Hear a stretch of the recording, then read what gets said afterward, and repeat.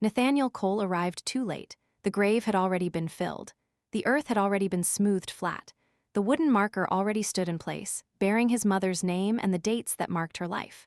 He sat on his horse at the edge of the cemetery, staring at the fresh dirt, his chest tight like something had been locked inside it, and the key thrown away. 8 years. He had been gone 8 long years, and now this was all that was left. The ride into Copper Hollow had taken 3 days. 3 days of hard miles from the Montana plains down into Arizona territory. The horse beneath him was worn thin, its dark coat damp with sweat, despite the cool November air. Nathaniel felt no better. His body ached in places he had forgotten could ache. His hands were blistered through his gloves. His back burned with every breath. None of it compared to the weight pressing down on his heart. The telegram was still folded in his pocket, soft from being handled too many times. He did not need to read it again. He knew every word. Mother passed Tuesday morning. Funeral Saturday. Come home. He had ridden as fast as he could, but it had not been fast enough.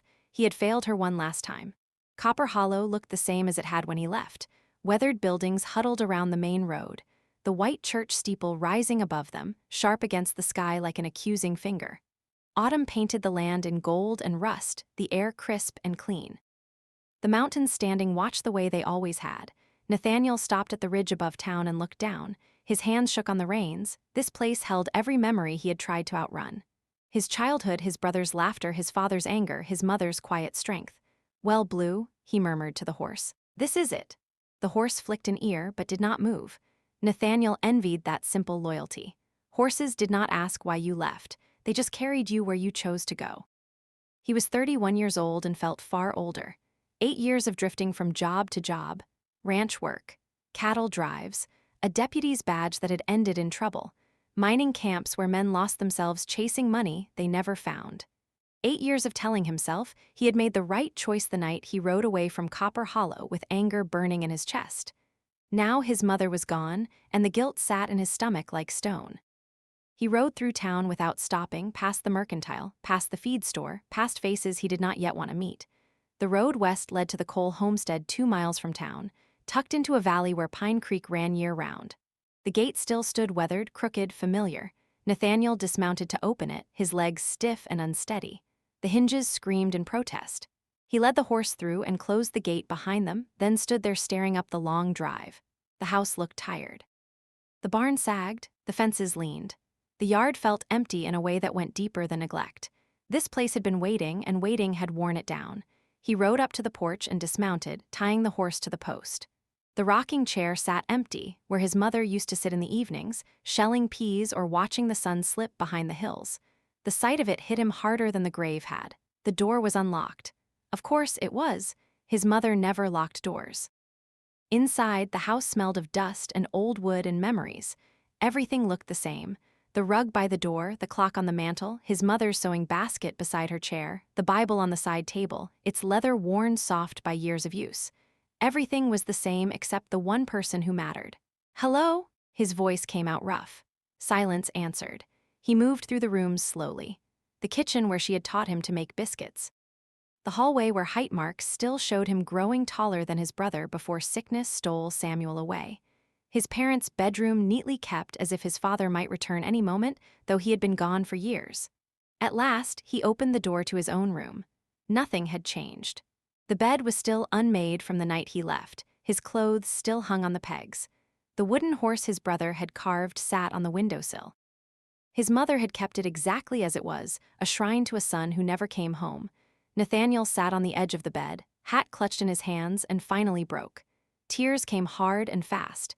He cried for his mother, for his brother, for his father, for the boy he had been and the man he had become, for the years that could never be reclaimed. When the tears finally stopped, he felt hollow. He went back outside to tend the horse, needing the work to keep from drowning in thought.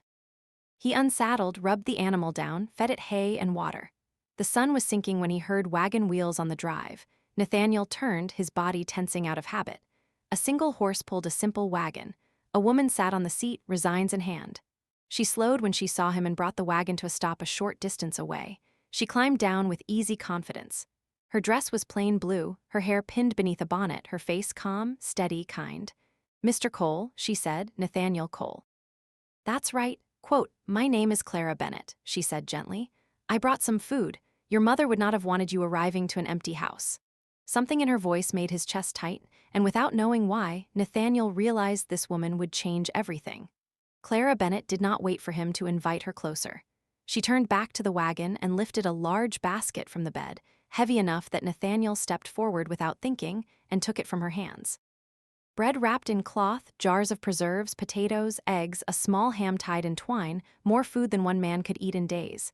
"You didn't have to do this," he said. "I know," she replied, "but your mother was kind to me, very kind." The way she said it told him there was more to that sentence than she was sharing. Nathaniel set the basket on the porch steps. "You knew her well," Clara nodded. "These last 2 years especially, I came out twice a week, sometimes more near the end. I helped with the garden, the heavier chores, and kept her company. She didn't like being alone after your father passed." Quote, guilt cut deep and sharp. His mother had needed help, and he had been miles away pretending he did not hear the pull of home. "She spoke about you often," Clara added. "She hoped you would come back someday." Nathaniel swallowed hard. "Did she suffer?" Clara shook her head gently. "No, it was her heart. She went asleep and didn't wake. It was peaceful, I promise." Relief and grief collided inside him, his knees nearly buckled. "Thank you," he whispered. Clara watched him for a moment, then turned toward the wagon. "I should go. I just wanted to make sure you were not alone tonight." "Wait," he said, surprised by the urgency in his own voice. "Will I see you again?" She paused and looked back at him, something curious passing across her face. "Copper Hollow is small. We tend to cross paths." "I'd like to thank you properly," he said, "for helping my mother." "You can start by taking care of yourself," she replied.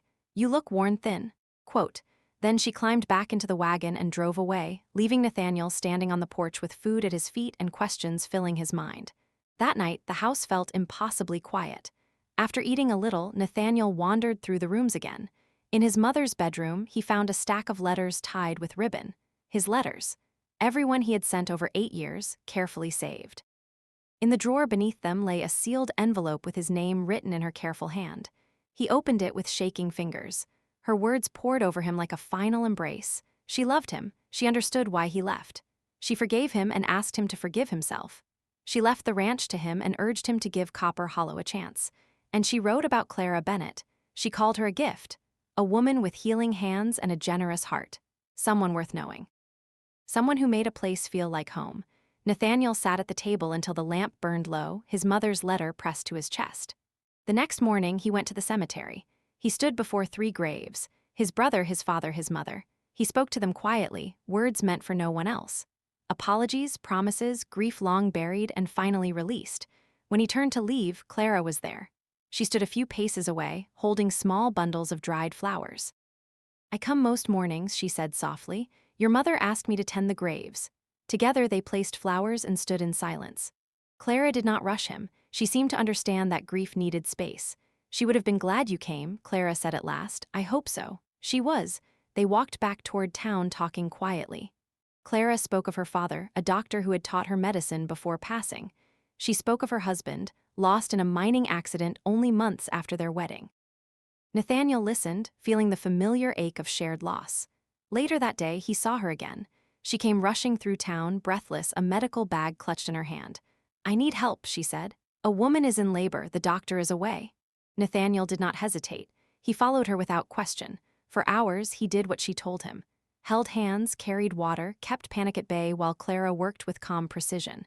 When the baby finally cried, Nathaniel felt something shift inside him. Life arriving in the middle of sorrow. When they stepped back into the evening air, Clara looked exhausted and radiant all at once. "You saved them," Nathaniel said. "We saved them," she replied. Sunday came. Nathaniel stood in the church nervous and uncertain until he felt someone sit beside him. Clara, they shared a hymnal, their shoulders brushed. It felt like an anchor in unfamiliar waters. After the service, the town greeted him cautiously but kindly, and Clara stayed near, steady and reassuring. When a horse spooked outside the church, Nathaniel moved without thinking. He calmed the animal, soothed its fear. Clara watched him with quiet admiration. "Dinner," she said afterward. "Would you like company?" He did. At the ranch, they shared a simple meal and long conversation. They spoke of dreams, regrets, and the weight of expectations.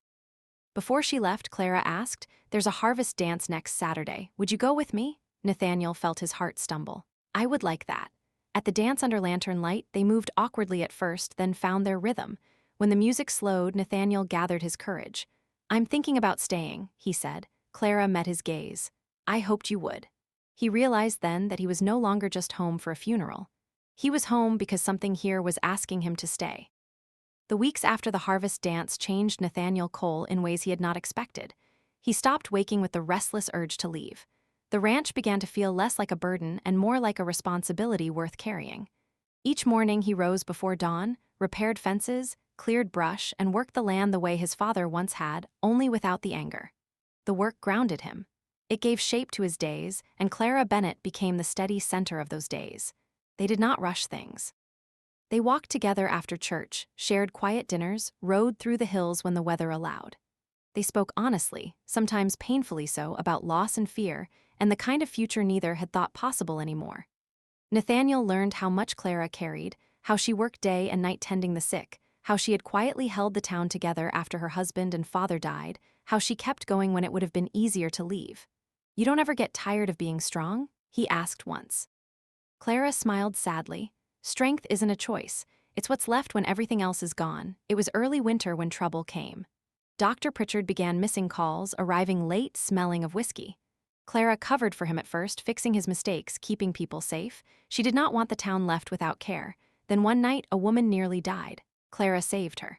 The town gathered days later in the community hall. Voices rose, stories spilled out. Lives Clara had saved. Moments she had stood where others had failed. Nathaniel sat beside her, her hand clenched in his as the vote was taken. Clara Bennett was named Copper Hollow's physician.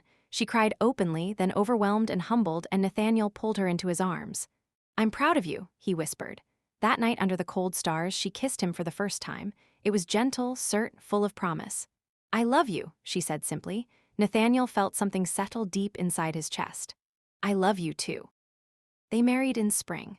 The wild flowers bloomed across the valley, and the town gathered at the little white church. Nathaniel watched Clara walk toward him, radiant and steady, and knew every mile of wandering had led him here. They built a life with purpose. Clara opened a proper clinic. Nathaniel rebuilt to the ranch. They worked side by side, supporting each other's callings. They argued sometimes, worried often, loved fiercely. A year later, their son was born. They named him Samuel James. Nathaniel held the child and felt the past and future fold together into something whole. Years passed. Children filled the house with noise and laughter. Clara's work became a legacy. Nathaniel's ranch prospered. Copper Hollow grew around them, shaped by care and commitment. One autumn evening, many years later, Nathaniel stood on the porch with Clara beside him, watching the sun sink behind the mountains. "Do you ever regret staying?" she asked. He shook his head. Leaving was easy. Staying was brave. He looked at the land, the house, the woman who had met him when he was broken and shown him how to believe again. Nathaniel Cole had ridden home for a funeral. He stayed for love, and he never ran again. The years that followed did not rush forward. They moved at the steady pace of seasons that knew their time would come. Copper Hollow did not change overnight, and neither did Nathaniel Cole. Healing did not arrive all at once. It came in small moments, in mornings spent working the land. In evenings listening to Clara move through the house in the slow realization that staying no longer felt like punishment. Nathaniel still thought about the road sometimes, about the freedom of movement and the ease of disappearing. But those thoughts no longer carried the same pull. They felt distant, like memories belonging to another man, the man he had been before he came home broken and too late. Clara Bennett became the heart of the town in ways no one could have predicted. She never asked to be admired. She never sought authority. She simply showed up day after day, night after night for births and deaths, for sickness and injury, for fear and hope. People trusted her because she listened, because she stayed, because she treated each life like it mattered. Nathaniel watched her carry that weight and learned how to carry his own. When Clara came home exhausted, he learned to be quiet. When doubt crept into her voice, he reminded her who she was. And when the past reached for him, Clara anchored him in the present without ever asking him to explain. They built their life with intention. Not perfect, not easy, but honest. Their home filled with sound, children's laughter, footsteps on wooden floors. The creak of the porch swing in the evenings. The ranch that once felt abandoned grew strong again under Nathaniel's care. Fences stood straight. Fields fed cattle. The land responded to being loved. Nathaniel returned to the cemetery every year on the anniversary of his mother's death. He went alone early in the morning when the town was quiet. He stood by her grave and spoke to her the way he never had while she lived. I stayed, he would say. I built something just like you hoped. He always left flowers, not just for her, but for his father and his brother, too. He had learned that forgiveness did not erase pain. It simply loosened its grip. Copper Hollow grew around them. New families arrived. Old faces passed on. Through it all, Nathaniel and Clara remained steady, present, accountable. People came to Nathaniel for help the same way they came to Clara for healing. He never turned anyone away. One evening, years after the day Nathaniel rode back into town, the two of them stood together on the porch, watching the sun sink behind the mountains. The light turned the valley gold, just as it had that first night. He returned. "Do you ever think about leaving?" Clara asked softly. Nathaniel shook his head. "I think about who I was before I stayed, and I know I'm not that man anymore." She smiled and rested her head against his shoulder. "Staying was the bravest thing you ever did." He wrapped his arm around her and breathed in the familiar scent of home. The land, the house, the life they had built together. None of it perfect. All of it real. Nathaniel Cole had ridden home for his mother's funeral, believing his story was already finished. He thought he had lost his chance at belonging, thought he had nothing left to offer. Instead, he found forgiveness waiting quietly. He found purpose in work.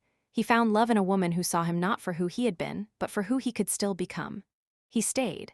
And in staying, he learned that sometimes the greatest act of courage is not leaving to survive, but remaining long enough to build something that lasts. He had come home too late to say goodbye, but he had arrived in time to begin.